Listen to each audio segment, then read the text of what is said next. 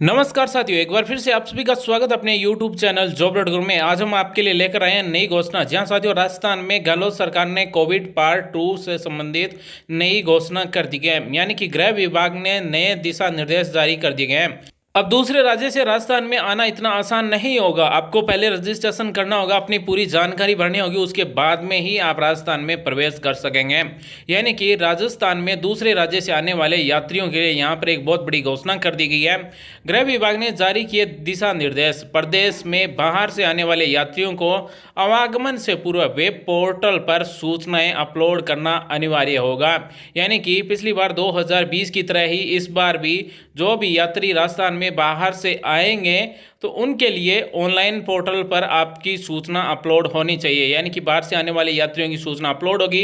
राज्य सरकार ने प्रदेश में कोविड-19 महामारी में संक्रमण की दूसरी लहर के प्रसार व बढ़ते हुए प्रकोप की श्रृंखला को रोकने एवं नियंत्रण करने के उद्देश्य से राजस्थान में बाहर से आने वाले लोगों को राजस्थान सरकार द्वारा विकसित वेब पोर्टल पर सभी सूचनाएं अपलोड करनी होगी। यानी कि आप अगर राजस्थान में आ रहे हैं दूसरे राज्यों में, चाहे हरियाणा, बिहार, महाराष्ट्र, कहीं पर भी हो, अगर आप राजस्थान में आ रहे हैं तो आपको एक पोर्टल पर ऑनलाइन डिटेल अपलोड करनी होगी। यानी कि आपकी बेसिक डिटेल है वो सबमिट करनी होगी। साथ में आरटीपीसीआर नेगेटिव रिपोर्ट भी आपको सबमिट करनी होगी। गृह विभाग के प्रमुख शासन सचिव श्री अभय कुमार ने बताया कि वेब पोर्टल के यूआरएल यानी कि imiत्र.rajasthan.gov पर आगमन से पूर्व वेब पोर्टल पर मांगी गई सभी सूचनाएं अपलोड करना अनिवार्य होगा। यानी कि ये जो लिंक दी गई इस पर जैसे आप जाएंगे तो इस पर आपकी बेसिक डिटेल, आप कितने लोग राजस्थान में आ रहे हैं, आरटीपीसीआर नेगेटिव रिपोर्ट भी अपलोड करनी होगी। साथ में आप कौन से राज्य से आ रहे हैं ये जानकारी आपको इस पोर्टल पर पूछी जाएगी।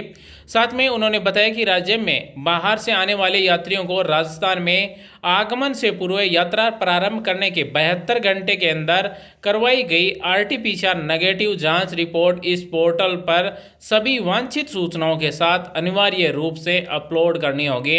यानी कि ये ऐच्छिक नहीं है, ना ही आवश्यक है, ये अनिवार्य है। यानी कि रजिस्ट्रेशन करके आपको अपलोड करनी ही होगी। और साथ में ही इसमें जितनी भी जानकारी पूछी जाएगी वो सभी जानकारी भरना अनिवार्य है।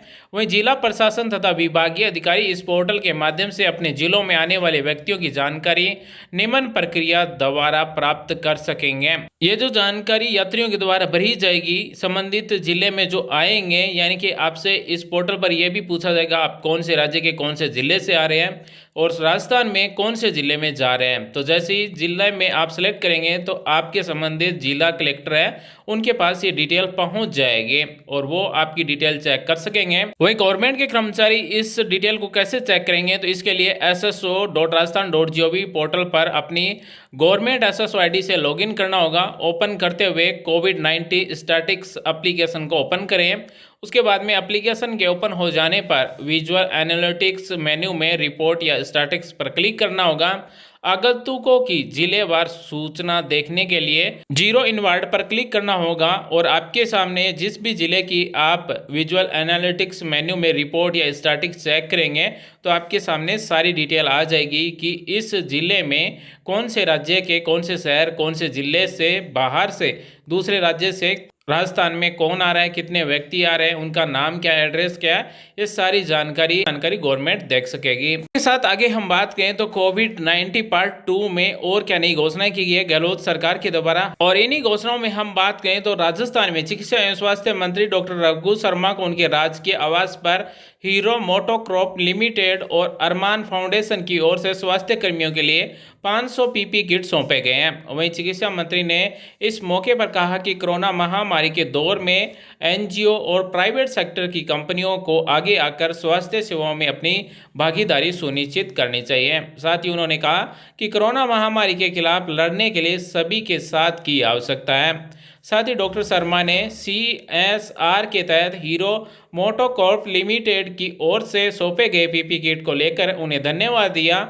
उन्होंने कहा कि अरमान फाउंडेशन की तरह अन्य एनजीओ को भी आगे आकर आमजन के सहयोग के लिए प्रयास करना चाहिए। तो राजस्थान में मोटोकॉप लिमिटेड और अरमान फाउंडेशन की ओर से स्वास्थ्य कर्मियों के लिए 500 पीपी किट सौंपे गए हैं, यानी कि 500 पीपी किट है वो दिए गए हैं राजस्थान में। इसी के साथ आगे हम बात करें तो गहलोत सरकार ने मुख्यमंत्री निवास पर एक कोविड-19 की समीक्षा बैठक रखी गई और इस बैठक में बहुत ही महत्वपूर्ण निर्णय लिए गए हैं। यानी कि मुख्यमंत्री श्री अशोक गहलोत ने कहा कि कोरोना संक्रमण की बढ़ती रफ्तार को नियंत्रित करने के लिए राज्य सरकार पिछले दिनों से लगातार कड़े कदम उठा रही है।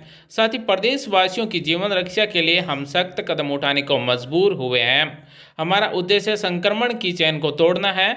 उन्होंने निर्देश दिए कि जन अनुशासन पखवाड़े के प्रतिबंधात्मक प्रावधानों की निचले स्तर तक कड़ाई से पालना सुनिश्चित की जाए। यानी कि साथियों, राजस्थान में 15 दिन का जो अनुशासन पखवाड़ा रखा गया है, इसकी कड़ाई से पालना करने के लिए सभी विभागों को निर्देश दे दिए गए हैं। यानी कि राज्य में जो गाइडलाइन जारी की गई है 3 मई 2021 तक, उन सब की पालना करवाने के लिए पुलिस विभाग को खुली छूट दे दी गई है। यानी कि जो इन नियमों का पालन नहीं करेगा या इन नियमों का उल्लंघन करते हुए पाया जाता है तो पुलिस विभाग संबंधित को सख्ती के साथ पालना करवाएंगे। साथ ही राजस्थान के मुख्यमंत्री ने कहा कि कोरोना के खिलाफ जंग में मास्क अचूक हथियार है।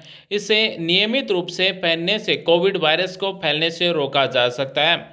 साथ ही उन्होंने प्रदेशवासियों से अपील की कि बिना मास्क पहने कोई घर से बाहर ना निकले और सोशल डिस्टेंस की पालना अनिवार्य रूप से करें। साथ ही उन्होंने पुलिस अधिकारियों को निर्देश दिए कि सड़क पर कोई भी व्यक्ति बिना मास्क नहीं दिखना चाहिए।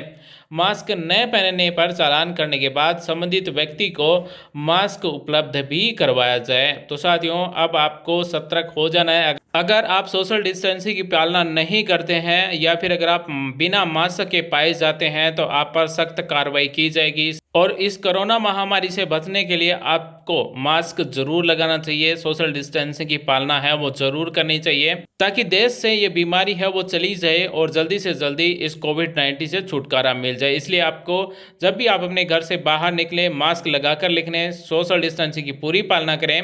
अगली हम घोषणा आपको बताने वाले हैं कोविड पार्ट 2 को लेकर राजस्थान में क्या नई घोषणाएं की गई है। मुख्यमंत्री अशोक गहलोत ने कोरोना संक्रमण को लेकर समीक्षा बैठक की और इस बैठक में सीएम अशोक गहलोत ने पुलिस को सख्ती करने के निर्देश दे दिए गए। हमने आपको पहले ही बता दिया था, अब आपको सतर्क हो जाना है। अगर आप बिना मास्क के पाए जाते हैं तो आपको दंड दिया जाएगा। सीएम ने कहा कि अगर कोई भी व्यक्ति बिना मास्क के नजर आए तो उसका तुरंत चालान कटना चाहिए, साथ ही उनको तुरंत मास्क भी दिया जाएगा। साथ ही सीएम ने कहा कोई भी व्यक्ति बिना मास्क के घर से बाहर नहीं निकलना चाहिए। सीएम ने जन अनुशासन पखवाड़े के प्रावधानों की कड़ाई से पालना करने के भी निर्देश दिए हैं। और इसी के साथ ही नोडल अधिकारी जिला कलेक्टर चिकित्सा विभाग के अधिकारियों को दवा, ऑक्सीजन की आपूर्ति, आईसीयू बेड, वेंटिलेटर की व्यवस्था सुनिश्चित करने के लिए भी कहा है। अगली घोषणा साथियों श्रमिकों के लिए। साथियों, अगर आप श्रमिक हैं तो आपके लिए घोषणा बहुत बड़ी है। जिला प्रशासन द्वारा ईमेल आईडी जारी कर सभी औद्योगिक इकाइयों को कहा है कि संबंधित इकाई द्वारा अपने श्रमिकों को अधिकृत व्यक्ति द्वारा पहचान पत्र जारी किया जाए। यानी कि सभी श्रमिक हैं जितने भी, उन सभी के एक अधिकृत व्यक्ति द्वारा पहचान पत्र जारी किया जाएगा जिससे उन्हें आवागमन में सुविधा हो। इसके लिए संबंधित व्यक्ति जिला प्रशासन की ईमेल आईडी पर अधिकृत व्यक्ति के हस्ताक्षर एवं वितरण भेज सकते हैं। उन्हें इस कोरोना काल में कलेक्ट्रेट आने की आवश्यकता नहीं होगी।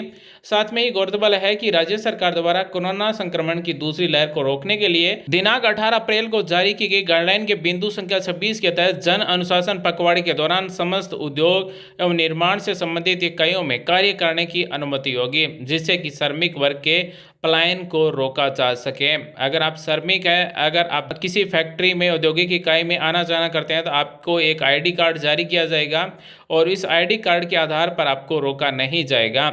साथ ही संबंधित इकाई द्वारा अपने श्रमिकों को अधिकृत व्यक्ति द्वारा पहचान पत्र जारी किया जाएगा जिससे उन्हें आवागमन में सुविधा हो। इसके लिए संस्था को अधिकृत व्यक्ति के हस्ताक्षर एवं विवरण जिला कलेक्टर कार्यालय में प्रस्तुत करना होगा। अतिरिक्त जिला कलेक्टर श्री शंकरलाल सैनी दक्षिण ने बताया कि यह आवश्यक है कि संबंधित इकाई द्वारा अपने श्रमिकों की अधिकृत व्यक्ति द्वारा पहचान पत्र जारी किए जाएं और इसके लिए जिला प्रशासन द्वारा मेल आईडी जारी की गई है। इस मेल आईडी पर विवरण भेजा जाएगा admcslawrder@gmail.com। मेल आईडी पर संबंधित व्यक्ति अधिकृत व्यक्ति के हस्ताक्षर विवरण मेल कर सकते हैं। यानी कि आपको इस पर मेल भेजा जाएगा। अगर आपकी फैक्ट्री है, अगर आपका उद्योग है, इसमें अगर श्रमिक काम करते हैं तो उनके लिए एक आईडी कार्ड जारी किया जाएगा ताकि उनके आवागमन में सुविधा हो। साथ ही दोस्तों, हमें कमेंट कर बताएं कि आप दूसरे राज्य में हैं और आप राजस्थान आना चाहते हैं तो आप कौन से राज्य से आना चाहते हैं वो कमेंट कीजिए। आज के वीडियो में बस इतना ही। वीडियो देखने धन्यवाद साथियों। Thanks for watching. आपका दिन शुभ हो। जय हिंद, वंदे मातरम।